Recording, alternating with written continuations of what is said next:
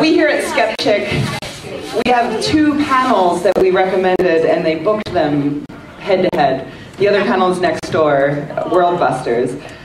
No one's over there.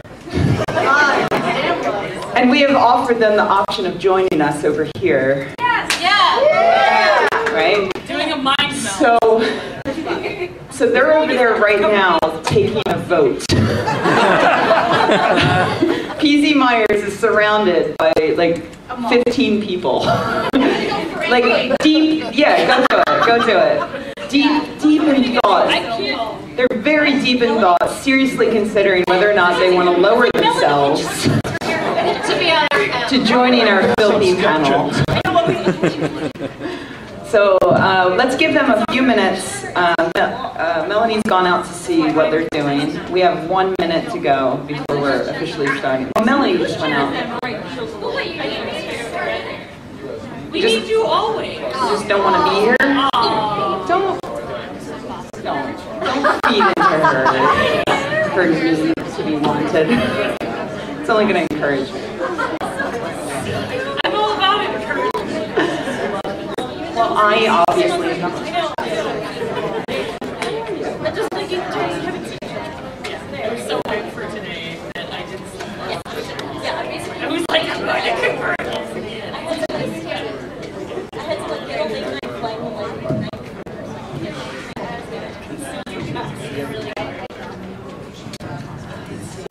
More people filtering in. Oh, wait. So are we going to have a... What's happening? What's happening? There's like 5 people over there, but I took Debbie because last time I checked, she's a Skepchick. Alright, so we stole a few of their people. That's not cricket. Well, she's definitely... You know, in our defense, we were proposing a collaborative effort, and this has turned into a competitive. It's more of like a mutiny. Come on. So they're staying over there then. Are they? They took a vote, and the World Busters are staying over there. Right. So get on stage, Amy and Debbie. You should also come up on stage. There are chairs right here. You can bring up. I'll move over. Yeah, we have to say confused. Form of chair. What is water chair? Yeah, read up it. I never know the description. Oh, what this is, what this panel is. Oh, the other one. Oh, because you want to make a decision. Now, maybe you're not in the right one. I'm sorry, sir. You're already in your seat. Okay, no, I've got it right. No, it's okay. It's okay, you guys. I've got the description right here. It's, let's see, PZ Myers punches audience members in the face.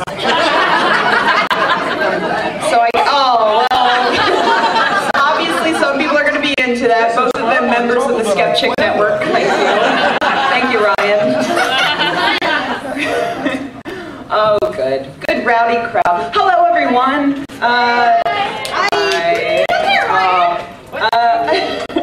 Yeah, get up there. Yeah, get up here, Ryan. Why not? Yeah, because you need to get out of here. Let me just tell people what they're doing here. Let me tell them what we're doing here. All right, so welcome. This is on your schedule as Skepticism 101. So we will talk a little bit about what skepticism is, in case you're not familiar, and what it is used for, what we are all doing here, what has brought all of us together in one place.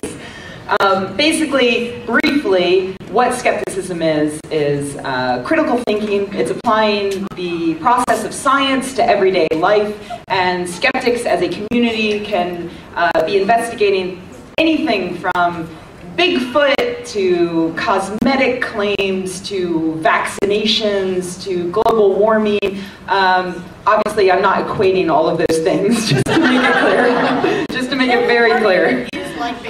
Global warming and vaccination are over here, Bigfoot and things over here. But yeah, it's about learning what questions to ask and how to divide truth from fiction. I'm sure most of you here, I mean, it's 10 o'clock at night on a Thursday. I'm guessing most of you already know the basics of this, but I thought I'd throw that out there just in case.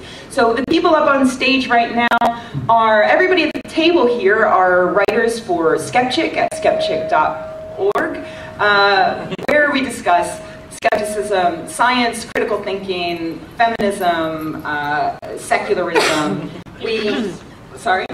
Pubic lice, thank you, bug girl. We do have bacon bullets. Bacon. Do we have a question about the pubic lice? He's fixing it. Yeah, sorry about the feedback. I don't even need the microphone. Honestly, I'm very loud. Oh man, there are iPads up here, dude. I know. Sorry. It's alright.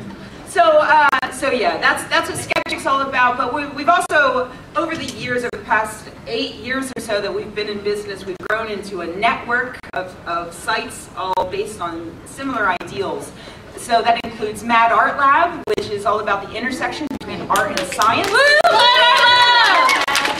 We have a number of Mad Art Labbers here, and I'm going to quickly buzz through the rest of the sister sites so they don't feel slighted in case there aren't that many people here who want to applaud for them.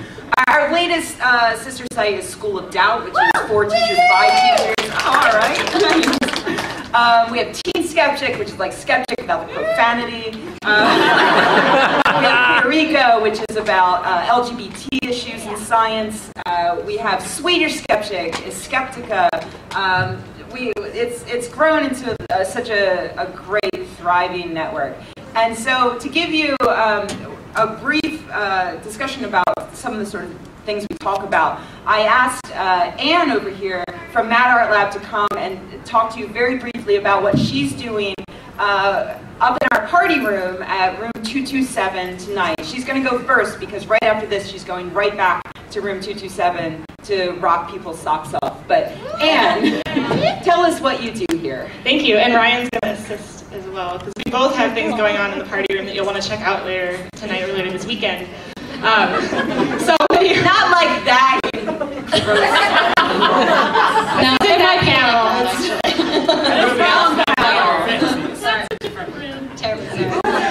Wrong floor. So you should come and check out our party room if you want to find out what the amazing Skepchick cure-all can do for you. So there are a lot of snake oils out there claiming to cure everything from dysentery to palpitations to jaundice to incontinence to impotence. And I'm saying that you should not believe any of those people at all. If something sounds too good to be true, it probably is. But the amazing Skepchick cure-all is scientifically proven to cure sobriety. So you'll definitely want to come and check that one out. And Ryan has something. Along with the Skepchick cure-all and the presentation as to the fabulous scientific making of the Skepchick cure-all, there is a display of wild species collected in the forests of Borneo and the gardens of England, skinned, mounted as beautiful skeletons, and brought back as excellent forgeries. So come check out our dragon and fairy skeletons as well. They are on display. Thank you very much. So again, our party room is 227, and the drink demos that I'm doing are happening at some select times of day, a few times each evening. But we also have our ever-popular Buzzed Aldrin and Punch in the Kisser drinks on the balcony at all times during party hours. So we hope to see you there later this weekend.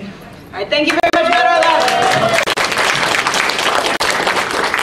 And of course, the leader of Mad Art Lab is sitting just to my left, Ms. Amy Davis Roth. Hello. And Amy has actually, let's, should we go down the line and tell, because I know that we've got more people up here than these placards suggest. So why don't we go down the line and everybody introduce yourselves and tell the audience who you are and what you do, starting with Jamie. All right, hi, I'm Jamie. I write on Skepchick. I'm kind of the resident economist, social scientist, and I write about politics as well.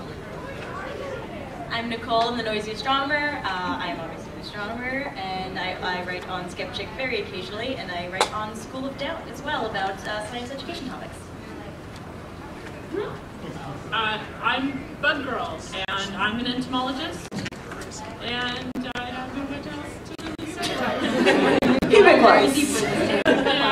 I have a lot of training and stuff. She's our most modest member of Skepchick. And yes, her most, I think Bug Girl's most popular article is about pubic lice, which is why it comes up again and again and again. I think I'm actually our most sleep-deprived member. That's true. Except for Melanie. Actually, Melanie, could you stand up and wave to everyone? Melanie is the reason this panel and all the other SkepchickCon panels exist. Please give her a round of applause. She did everything while me and Rebecca took a nap. I did nothing, but I take all the credit. This is a fact. I give her one round of applause that I almost forgot about. Hello, I'm Surly Amy. I am the managing editor for Mad Art Lab. I'm the creator of Surly Ramics. I've written for Skepchick, I think going on 6 years now or something ridiculous like that. Something like that. I'm a fan of science. Stuff like that. And I'm Rebecca Watson. I run Skepchick, and I'm on the Skeptics Guide to the Universe podcast. I'm Heina Dadabhoy. I've been writing for Skepchick. I've been writing for Skepchick for almost 2 years now, and I'm authoring a Skeptic's Guide to Islam, currently in the works, in case you backed it and are wondering where the hell it is. My name is Goddard. I'm an organizer and activist and occasional writer for Skepchick as well. Who should write more, but I don't. But I will. Yeah. And out in the audience, we have one other member that refused to come up here, but I would like to point out that we have the managing editor for Teen Skepchick in the audience. Those of you who are just now turning around missed her middle finger. Yeah, which is not allowed on Teen Not Skepchick. allowed on Teen Skepchick, ironically enough. Very happy to have Mindy with us as well. Yes, and Melanie also helps with Teen Skepchick and our events team, and of course she pretty much single-handedly runs this event. So yeah, we are very, very much here in force. So let's talk a little bit about what we do with skepticism, and I think we should start with Amy because she's got shot glasses in front of her, and I want to see them gone soon. So, I thought I would give a quick sort of rundown on what we do as skeptics. So we will take a claim or a product and we will try to figure out whether or not it is effective. And something that we like to look at a lot is homeopathy. And a lot of people see homeopathy on the shelves of your local pharmacy and you think, oh, that's an herbal medicine that probably has an effect of some sort. And it's an interesting product if you actually stop to look and see how it's created. And Samuel Hahnemann was the guy that invented homeopathy back in the day. And when he first created this medicine, it was during a time when the most popular medicine around was bloodletting. So if you had gotten sick from something, the cure that the doctors would do was try to bleed out the evil spirits or whatever sickness you had. And Hahnemann thought to himself, well, that's pretty shitty. I'm going to try to find a better way to heal people. So he would look and see what type of an illness you had. So say you were vomiting and you could not stop throwing up. So he would say, okay, well, what would cause a healthy person to projectile vomit? And that would be like a poison, right? So, Carl's Jr. Carl's Jr. Or, Just me. just you, or say cyanide or nightshade. So he would take that poison because he believed that like would cure like. So if you took something that caused the symptoms in a healthy person and gave a diluted amount of that to a sick person, then it would heal them. So he would take nightshade or cyanide, which I brought here. Is that what that is? Cyanide? It's a big bottle of cyanide? It cost me a lot. And I haven't taken the time to open the cyanide because I had to order it special from, I don't know what country. Don't drink my vodka. We have this problem on every... Oh, okay. Done. You ruined their table. No, I may have We are ruined the never table invited cloth. back. I'm terrible. So I put some This is our, poison fifth into year. the This vodka. is it. This is a cream. They can work it This out. is cream. You can't Do bleach you cream. have evidence that bleach exists? So this is how you would make homeopathy. You would take a pure poison, and then you would mix it with alcohol like I have here, or water. Water will work also. And then you would dilute it. And they would also shake it, because there's this weird little story about him driving around in a buggy and he cured a deaf guy because he shook it. It was very strange. But we're not going to shake it because I've already ruined the tablecloth as it is, so we don't need to do that. So we take the pure poison vial. And then we take it and we dilute it and we shake it. And then we take some and we add it to the next one. And we keep diluting it until there's not even a molecule left of the original poison. And then we would give that poison, or the lack of it, to a person. And just hold your horses. And you give this to a sick person, and the memory of the poison is what will cure them. Does that sound rational to you guys? And Rebecca can't seem to control herself. So we're just going to give her the straight poison so she'll leave me alone.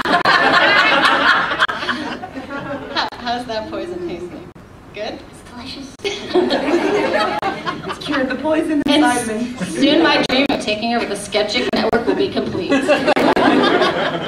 this is the kind of product that we look at. And this is sold on the market. Literally, traditional homeopathy is prepared this way. So they take something that's poisonous, like for example, sleeping pills will use, or not poisonous, like something that will cause you to stay awake is what they will use for sleeping pills. So they'll put caffeine, and they'll dilute it until just the memory of caffeine is left in the product, and then they will sell that to you. So you're literally buying sugar pills when you buy homeopathy. So these are the types of things that we look at as skeptics and try to pass this information along to the public so that you're not getting ripped off. So that when you go to the pharmacy, you're going to actually purchase a product that has an active ingredient in it, and it's not just water or alcohol or a sugar pill. It's delicious though still. Although I will point out that a lot of herbal remedies that actually have ingredients sometimes will call themselves homeopathic because they want people to buy it. Right. And they think people will buy it if it says homeopathic. So it's like, it's not really regulated anyway. So. Right. Well, yeah, it's not regulated at all. And I think it was Zicam, right? Zicam was a squirty thing you shove up your nostrils to clear up, stuffiness. And that was sold as a homeopathic treatment for stuffiness. And but it actually had zinc in it. It had a lot of zinc. A lot of zinc in it, which, as chance should have it, can make you lose your sense of smell if you jam it up your nose. So a number of people, some of them permanently lost their sense of smell through this and sued, and it was only then that Zicam was taken off the shelves and forced to rebrand. So yeah, one of the nice things for homeopathic companies is the ability to sell things without government oversight.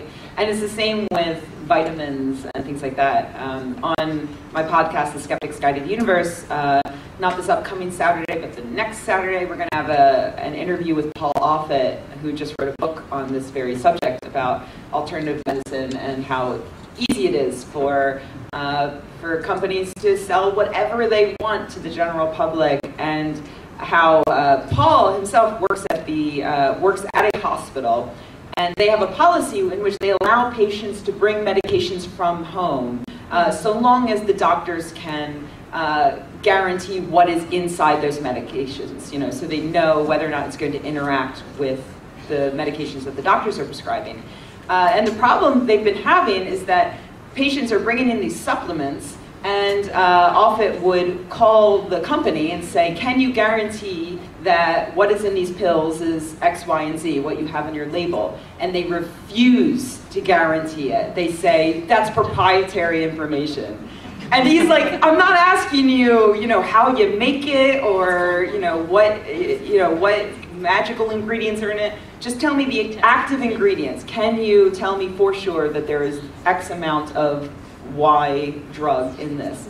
They will not guarantee it because they want to be completely safe from prosecution. They have no oversight, so they have no reason to see what's in their products. So it's one of the huge problems we have with homeopathic medicines and naturopathic medicines. On another tact, one of the things we talk about are, we delve into the other areas of science. Nicole. Hello. Hi. I would like to hear about how skepticism helps you in the astronomy field. Well, when I tell people I'm an astronomer, about half the time people ask me, okay, so about black holes. And they will ask me a question about black holes. It's all about black holes? Well, that's only half of it. The other half tell me their sign. So there's surprisingly, there's still, I guess we were just talking about this at dinner, a large contingent of people who assign some credibility to the field of astrology. And so something I could do as an astronomer is literally turn back the clock in computer simulation and show, okay, here are the zodiac signs, and here's what the sun is your birth date if you were in ancient Greece, and then here's, you turn it back to the future, and your zodiac sign, according to the birthdays in the newspaper, don't match up to the actual constellation that things are in. And so you may have heard this frou-frou a year or so ago when an astronomer said something to a reporter, which has been known in astronomy for a long time, but the sun goes through Ophiuchus, and so some percentage of the population have the zodiac sign Ophiuchus, and it's made a big deal. That's like in late December, right? Yeah, it's like 2 weeks in there, and it's not, and it's interesting because you don't think, okay, astrology doesn't have a big influence, but to what extent it has an influence, and people believe it, and actually might make their decisions based on that. Is something that you can talk about and clearly show if you just, hey, it's just the math of the celestial mechanics. Another interesting thing to do is show what the, get people talking about what forces might be influenced, what astronomical forces might be influencing them at their birth, and show that the gravitational force of the doctor in the room when they're born is greater than that of, the planets in my proximity. So my focus has been more on a lot of basic science education and using astronomy as a lure, because astronomy is a gateway science, right? Everyone's like, oh my god, I like seeing things in the sky. And using that as a lure to bring science to people who otherwise aren't uber pro-science, or who hold different viewpoints. And astronomy is a nice gateway of showing how science works and showing how things work. Yeah, I was just at a science conference, and a number of people were asking me how I got interested in science, and asking if I had a science degree. And I'm like, I don't have a science degree. I was not at all interested in science from 9th grade through until I was in college, and I didn't get interested in it until I got interested in skepticism, because I got interested in how people lie to others, or how people fool other people or fool themselves. And I realized, and I use astrology as one example, when you're talking about something that is wrong, and that is obviously wrong by every fact we have at our disposal, you can debunk that for people, but in order for it to really take hold, I think it's helpful to replace it. And it's with astrology, I think it's remarkably easy to replace it with the wonder of astronomy. So it's two sides of a coin. On one side we have the utter shit show that is astrology. And yet Galileo, one of our most, esteemed astronomers, his real job was as an astrologer. Astronomy and astrology were hand in hand for most of human history. Yeah, and there are a huge number of scientists who made their living doing astrological charts for kings and things like that. Yeah. And so, on the one side you've got the bad science of astrology. On the other side you have the wonders of astronomy, which can be, you can catch somebody's imagination with one photo from astronomy, picture of the day. Yeah. Thank you, Hubble Space Telescope. Everybody thank Hubble. My ruling planet is Uranus. No. You gotta be way more creative than me. Yeah. Actually, I made a Uranus joke to Phil Plait a few years ago, and he just goes, Rebecca, it's Uranus. Galactic bulge is what you replace it with. I was like, no, like Uranus, do you really think Uranus is less childish? You think I can't come up with something for Uranus? You are mistaken, There's my no friend. hope for that planet. Yes. Why don't you tell us about the impact that skepticism has had on your life? On my life? I know, it's a big question. Yeah, it's a giant, answer it as you will. It's a giant question. It's made me a wet blanket that everybody hates. That is not true. No. I'm being That was a blatant attempt to get free drinks from this entire audience.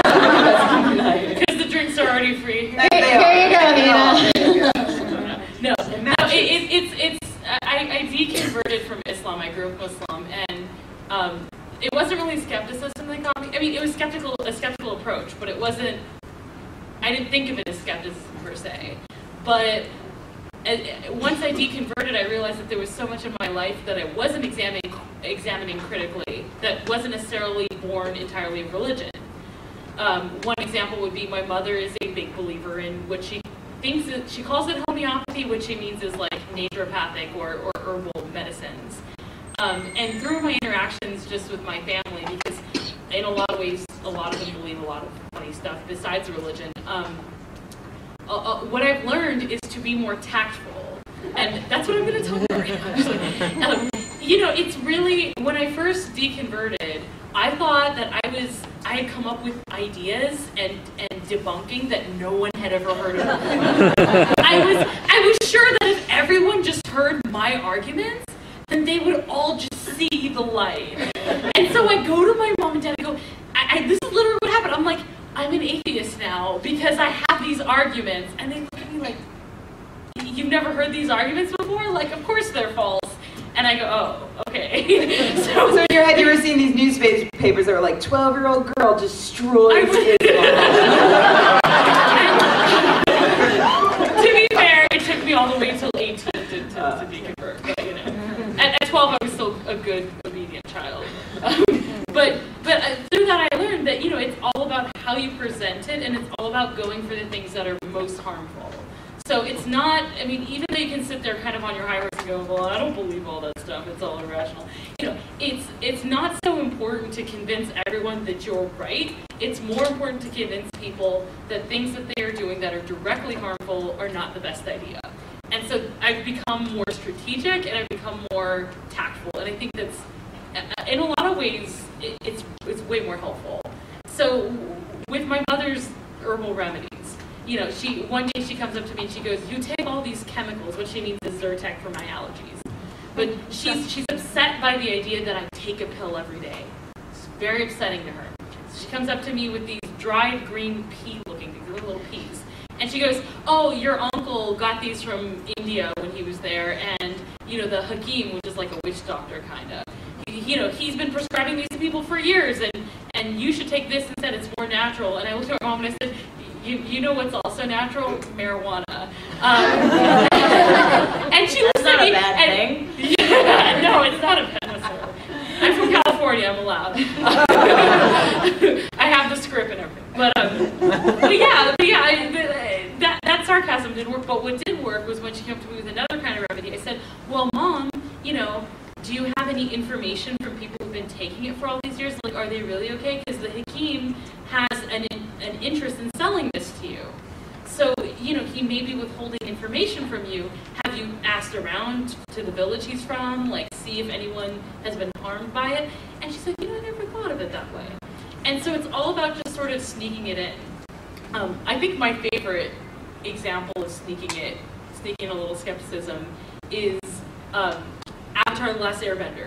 There's a whole episode where they go to see a fortune teller, and it becomes clear throughout the whole episode that she doesn't really know what she's talking about.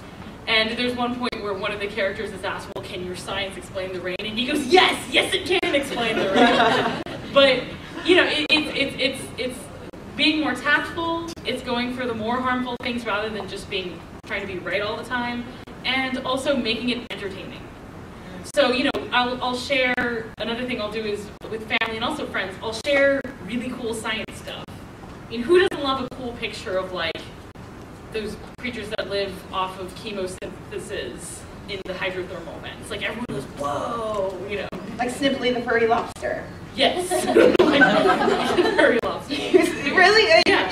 Do you guys not know Snipply the furry? He's like this white, long-furred lobster that they found on the edge of deep sea vents. It's amazing. Google Snipply the furry lobster. Yeah, and now with the internet, we're so much accessible at our fingertips for better or for worse. I think my voice recognition will pick that up.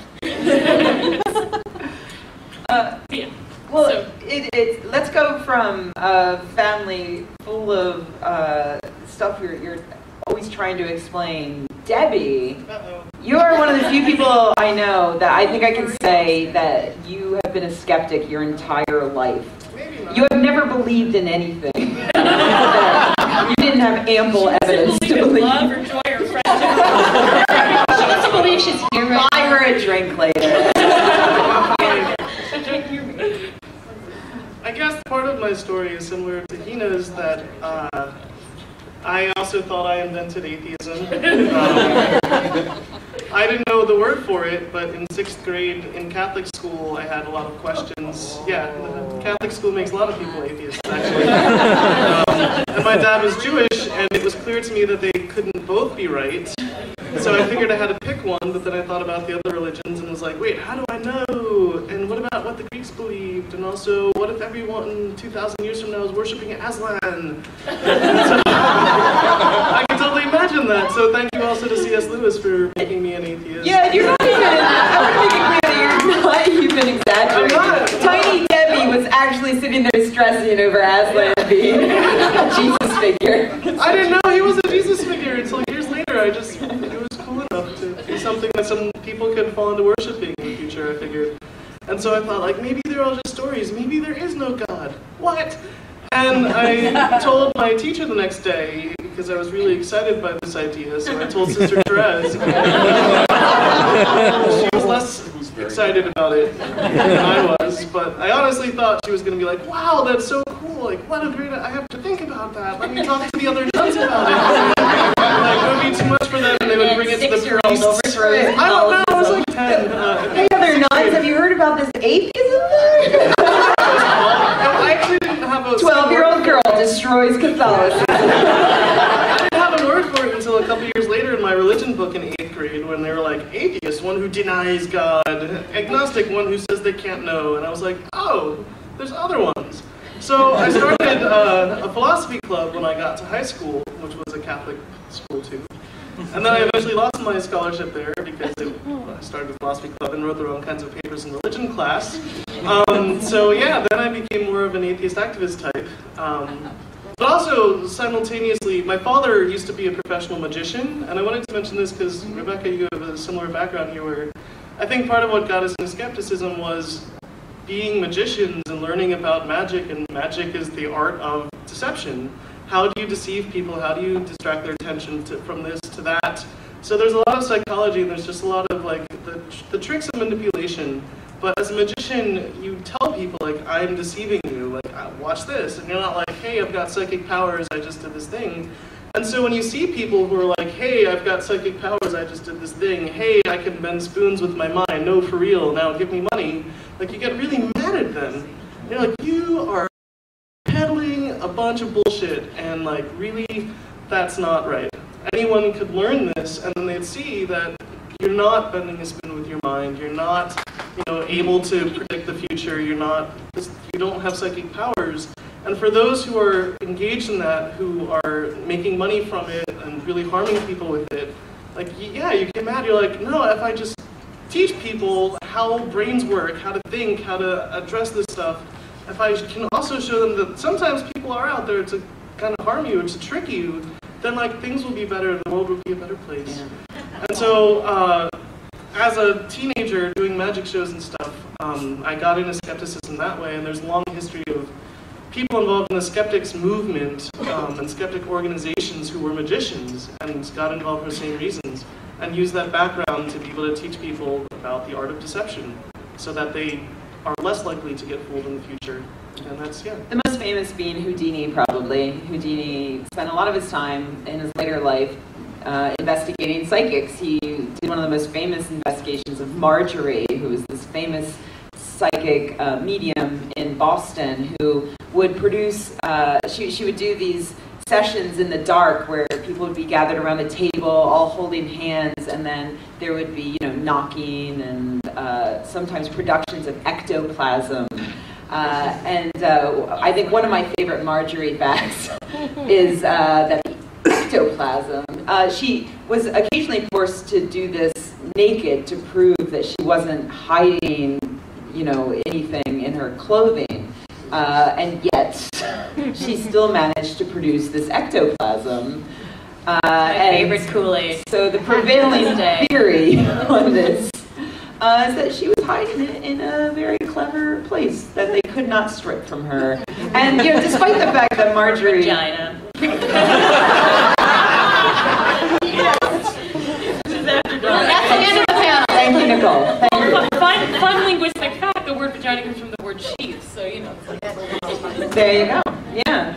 Yeah, she could produce, and there's a history of other mediums producing things like rabbits. the giving birth to rabbits. There's a long history of women using their vagina in very interesting ways. And the thing is, even though, like, today, these are the sorts of people that I would be investigating and exposing as frauds, I have a certain amount of respect for them. Like, Marjorie was married to, by all accounts, a cold man who had no interest in her whatsoever, and he was wealthy, she was well off, but kept her locked inside. She was a remarkably intelligent woman. When Houdini went up to Boston to investigate her with a Scientific American panel, what they found was she was a very charming, a very intelligent woman who was expected to just sit inside all day and cook dinner for some jackass. And instead, she went on to have this amazing career. Her story is horrifically tragic, though. She became a drunk and ended up dying fairly young because of it all. But so yeah, it's a complicated story, I think, of women finding a certain amount of empowerment in performing these tricks that unfortunately continue today in the guise of women like Sylvia Brown. In a day and age when I don't think we actually need that anymore. We can do away with that sort of false empowerment and replace it with, you know, as I was saying with the astrology-astronomy dichotomy, we can replace that false empowerment with a real empowerment. We can start reminding women that they are capable of being logical and using science and getting involved in the sciences and allowing them to find empowerment in that way. So we haven't heard from Jamie too much on the skepticism involved with economics. So I've got this weird combination of a bunch of stuff. I have a policy degree, so it's like economics and politics, all combined in like game theory. And there's, what I do is I build models. I do big data. So I take a whole bunch of data and I build models. And people just don't understand this stuff. In fact, usually the people who are doing it don't really understand it. So like any of you at home with your own computer and just like Excel, you could do the same stuff that somebody like Nate Silver is doing. But you wouldn't necessarily understand it. He's like a super genius, right? Like no, like everybody's doing it. In fact, I worked on the Obama campaign at headquarters, and we were all doing the exact same stuff as well. And any of you could do it. It's actually fairly simple, but the math behind it is very complicated. And even me, like I've studied this, I can derive all these formulas, and yet when I'm taking all this data and, you know, going through, and then I'm like, okay, like I click the button to run the model, it still kind of feels like magic. And I understand the math behind it. And so trying to kind of explain that to other people is very difficult. Like people look at it and it's just, models are this weird black box. And very few people understand how you get from like the inputs to the outputs, which are often like probabilities and predictions, maybe even predicting things about you. And it's scary. And I want to make math less scary, and I want to make statistics less scary, and I want to make it not quite seem like the black box, even though like I can't give you all statistics degrees. Like it's not as scary as it seems, and it's not magic. And a lot of stuff like in social science and economics, a lot of studies come out that are using models like this, and when you read them, like you have no way to just read the study and know like whether it was a good model or whether they did it right or whether what they put in was the right thing. It's almost impossible. So I'm trying to get people to be a little bit more skeptical about stuff like that, and maybe teach you a little so you can like read these papers, and even if you don't really understand, kind of know what questions to ask. Yeah, I think there are two huge ways that statistics are important to skepticism and need to be conveyed to the public as a whole, and see if you agree. One is evaluating studies, definitely. Like, what's a p-value, and what's a sample size, and things like that. And the other one is problems like confirmation bias. It's something we deal with a lot in skepticism. It's the thing where you're thinking of your best friend from second grade who you haven't spoken to in 15 years, and suddenly the phone rings and you pick it up and it's your friend from second grade. And you remember that, and if you're prone to this sort of thinking, you think, oh, I'm psychic. I'm psychic about the most mundane thing on the planet, but I am psychic. And you forget about all of the times that you thought about a long-lost friend and the phone didn't ring. You forget about all of the times that the phone rings and it wasn't the person you were just thinking about. That's confirmation bias. Yeah, so within economics, there's kind of two big fields of thought, and one of them is the human as the completely rational being, that nothing you do is ever irrational. And the other one is the humans as irrational beings who make mistakes. And actually, like, we're all kind of a little bit of both. And so understanding the ways that people are irrational and how they act sort of rationally on their irrationalities is really important, because if you can fix the parts that are irrational, then they'll just like act rationally on the rational assumptions, I guess. You can just understand. That's part of it. Yeah, so just understanding your own biases and where kind of your own brain breaks down is, gosh, it's weirdly mind-opening. I had to take a class on behavioral economics, and it was just like what? Like, I've been doing everything wrong, and now I question everything. And I'm always like, oh, I think this, but what if I'm wrong, because maybe like I'm thinking about it this other way. But understanding, like, being able to go through the biases that I know about and go, am I doing this? Am I doing this? Am I doing this? Really helps in kind of getting over that, or at least like being a little more open-minded and understanding that I can be really wrong even when I feel like I'm really, really right. I think one good book on the subject might be Dan Ariely's book, Predictably Irrational. Have you read that? I haven't read it. I've heard it's really good. I haven't read it because it seemed, at least for me, like I studied all this. Yeah, and like old news. A little. I really like Daniel Kahneman's book, Thinking Fast and Slow, which is it's a little heavier read. But oh, I'm sorry, you're also so really much better good. than me. No, Dan Ariely's book is really good, but if you read that and you want even more, Kahneman's book is very good as well. No, thank you. That's a very good recommendation. If you're smart enough to get it. Well, before we move on to audience questions, we'll get there in like 5 minutes. First, I think the world needs to hear about Bug Girl's pubic place. Right? Doesn't everybody want to know? For it. Even I've heard the story and I still want to hear it again. Bug Girl has been on Skepchick. She's been on Skepchick the longest, I think, of any other contributor. I started out blogging on my own and then pretty quickly added Bug Girl because I don't do science, and like a scientist does science. And Bug Girl is great because she does hard biology, but from a hilarious perspective. And one of those times was when she ordered pubic lice on the internet. So seriously though, I mean, I've been telling this story for... You don't have to tell the pubic lice story. If you would like to tell it, they want to hear the pubic lice story. I don't want to blame it all on the audience, but they're kind of into the pubic lice. So, well, a little background. Is it?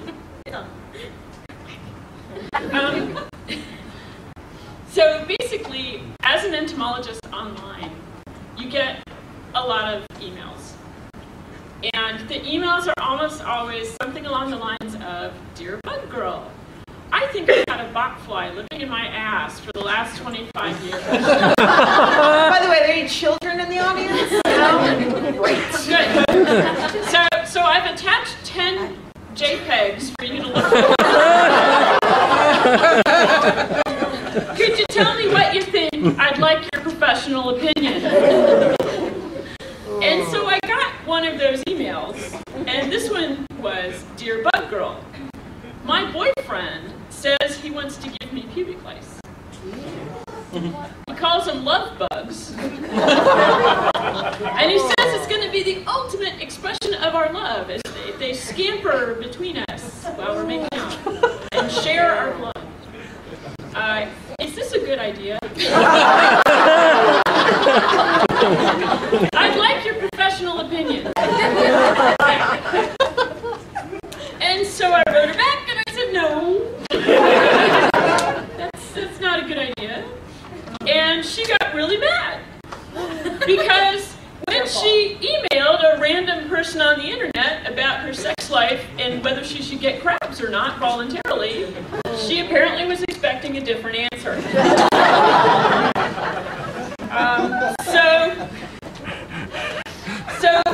She emailed me back and she gave me a link to this website that sells you crabs, supposedly. And it's, I think it's lovebugs.net, I think. I can't remember off the top of my head. And it's kind of amazing. So basically, for $1, you can order your own, they call them love lice. And their tagline was, it's like sea monkeys in your pants.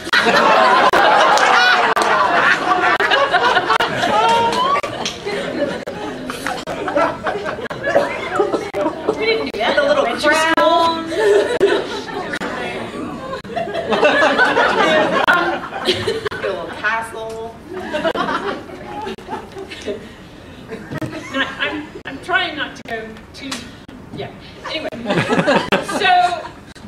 so they were also claiming that these were special Japanese pubic lice because everything cool comes from Japan, right?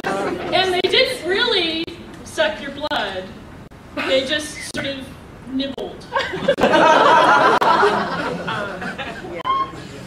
And so I wrote a blog post about that and said, "This is really BS."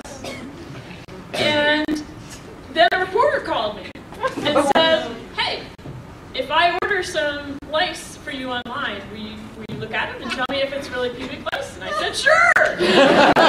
Because, I mean, it's a scam, right? Who is going to sell pubic lice online? No. And so I gave him my address, and he ordered them, and then about a month later, I get this box from New Jersey. Having grown up in New Jersey, I can verify that the finest pubic lice. They all have fake tans. And it was from the Love Bugs guy, and it had this note that said, and it basically was a baggie of shortened curlies and sand. Well, it's from the shore. It's from the shore. Fair enough. I hadn't thought about that. I'll have to add that later. But and basically it said, put this in your underwear and don't change your underwear for 2 weeks. I didn't do that.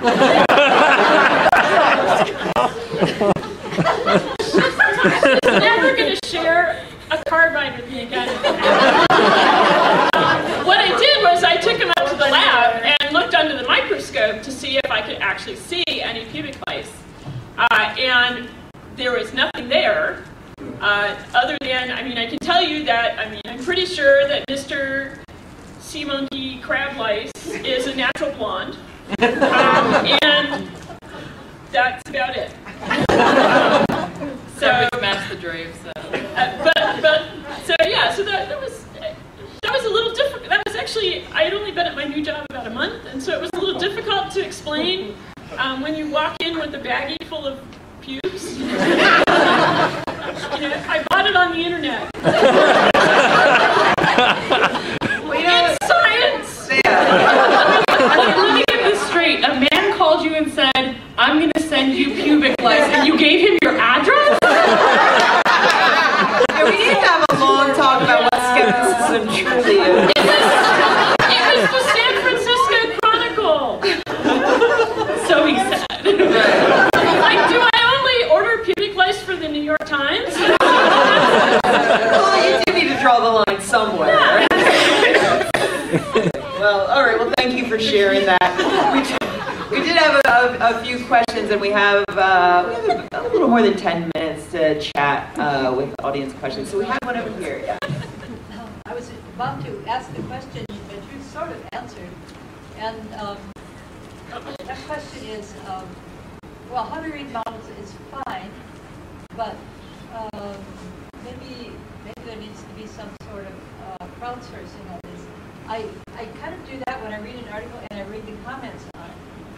And some of the comments say, an article will say, you know, this is all wrong because, and some of the others say, this is all wrong because, and no, you're wrong, you're wrong.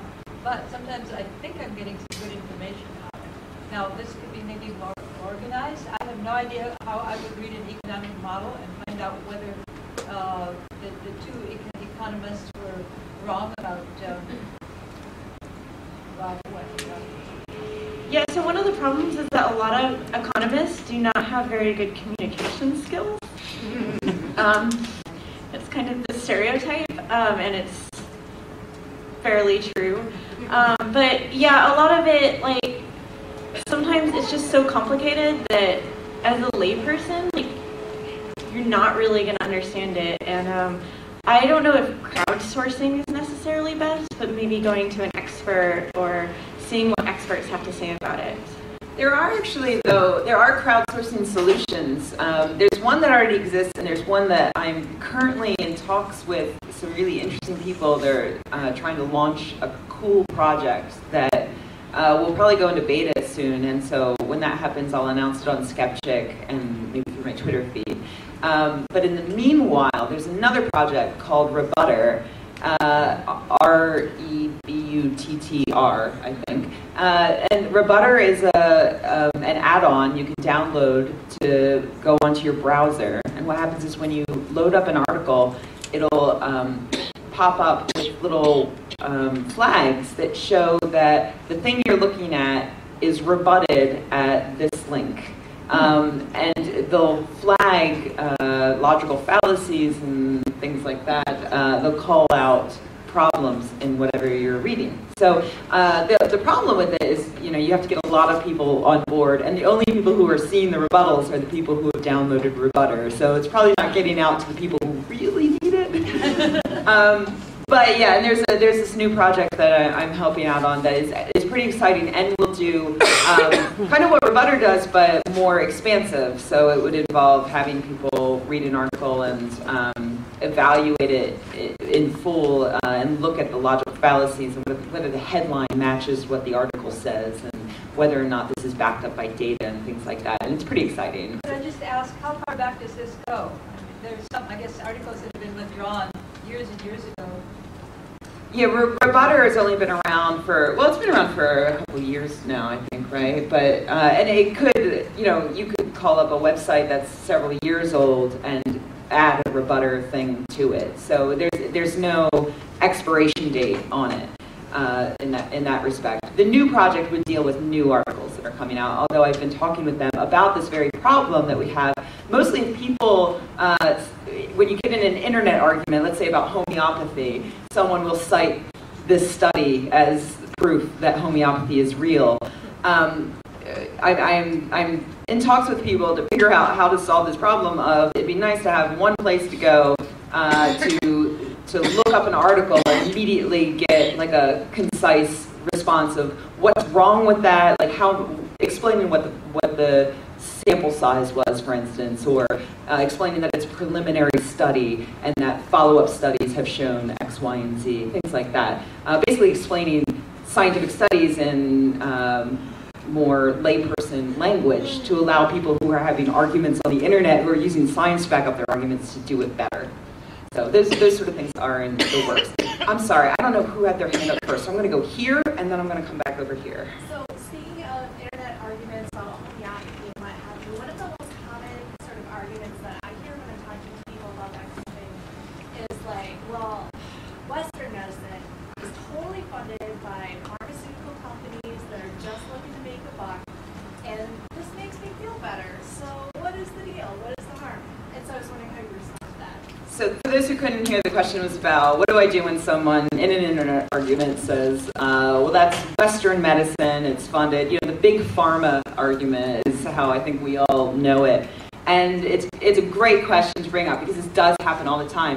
And this is another thing we just talked about with Paul Offit on the SGU episode that's coming up. And it's very funny that a lot of people, because of really excellent marketing, a lot of people don't understand that alternative medicine, quote unquote, natural remedies, are big pharma. Big pharma saw that they were selling loads of stuff and, you know, walking all over their territory, and they did what any large industry that doesn't really give a shit about people does. They bought up those companies. So the natural medicine is still seen as this mom and pop sort of thing, when in fact it's big pharma.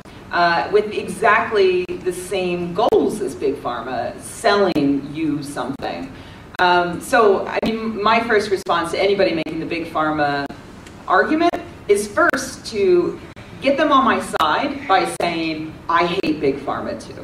Because I think as skeptics, as people who are interested in science and are interested in real medicine that helps people, I think we all have to admit that the pharmaceutical industry, especially in the United States, is fucked up. You know, we don't have good health care. Our, prescription medications are through the roof compared to any other country. Look at the recent study that came out that shows how much money it costs to have a baby in America compared to literally any other country on the planet. It's ridiculous. The lawsuits. Yeah, the pharmaceutical lobby is the most powerful lobby group in the United States.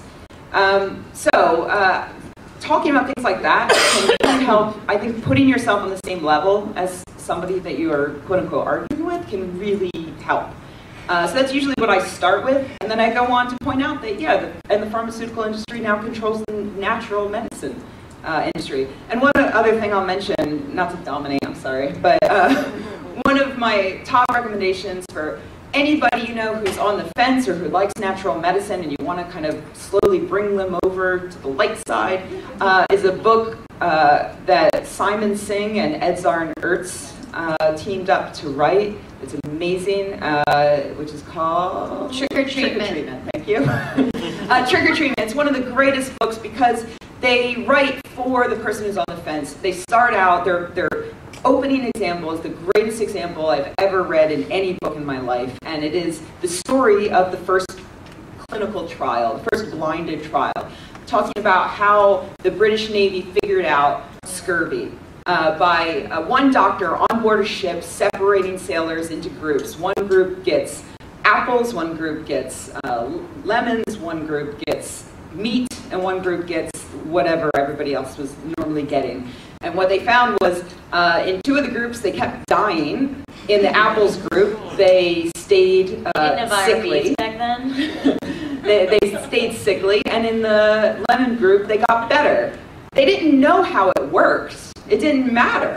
But what they knew was let's immediately give lemons and limes to all of our troops. And that's why we call them limeys. And that single-handedly pretty much won a battle, won a war for England.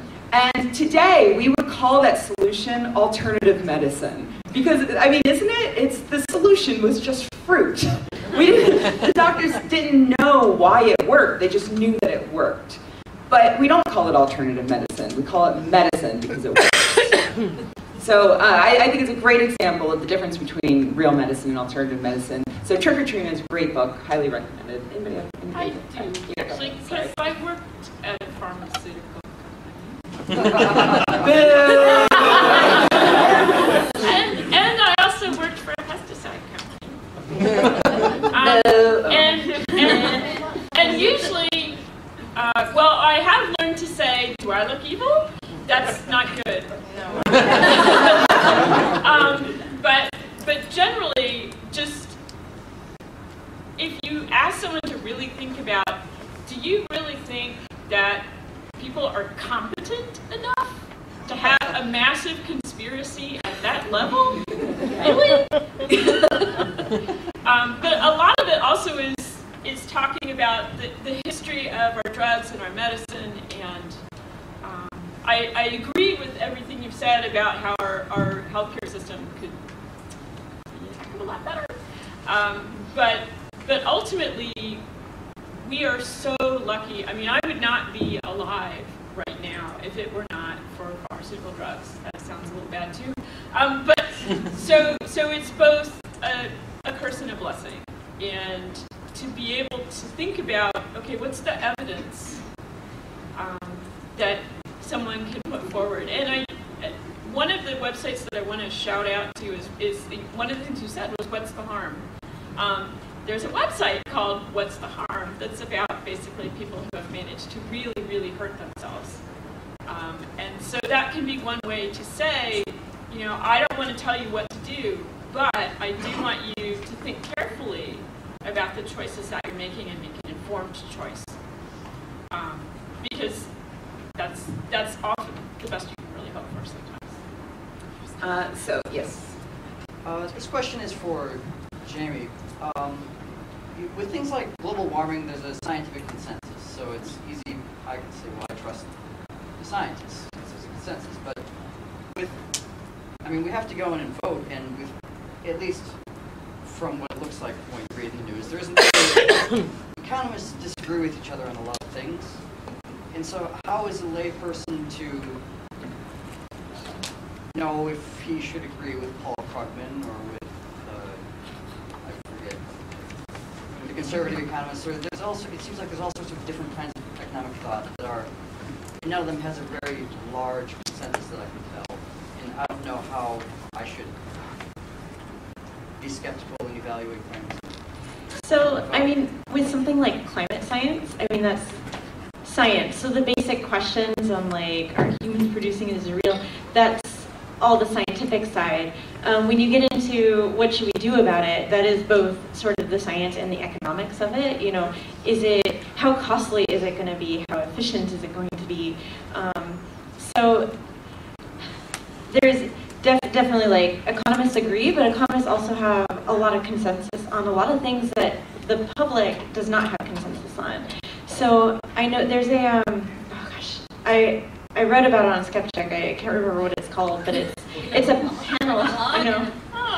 It's something run through the University of Chicago where they have a panel of economists, and it's 40 economists from both kind of the progressive side and the more conservative side. And every week they ask them a question, and a lot of times you can look at it and you can see, like, oh, they're very divided, but there's a lot of issues for which there is a lot of consensus, and in fact they pretty much all agree. So when you're talking about, like, how, like, if we're going to reduce fossil fuels, they actually asked that question. Economists agreed that a carbon tax is the best, the most efficient and effective way to do that. It's going to cost the less, it's going to have the biggest effect. And they all agree, no matter what side of the spectrum that they're on. So it was really interesting because there was another study done where they took that and then they went out to the public and asked people, like, what economists thought. And they totally thought that it was this hugely controversial thing, and it's really not. So there's definitely a lot of things. I mean, it's sort of like science. There's lots of issues where people don't agree, but there are a ton of issues where economists are totally in consensus. But just like science, like, if you're a politician and you want somebody who disagrees with it, you go out and you find the one guy who's going to sell out or is just crazy or whatever. There's always sort of the one outlier. So how do we know what the consensus is? And do it in, like, 2 seconds, because we are about Yeah. to get kicked out of here. I would solve all our problems. I mean, I would read economics blogs or that kind of thing, but right now it's not. We don't have the same kind of education in economics that we have in, like, science. So there's not as many good sources for stuff like that.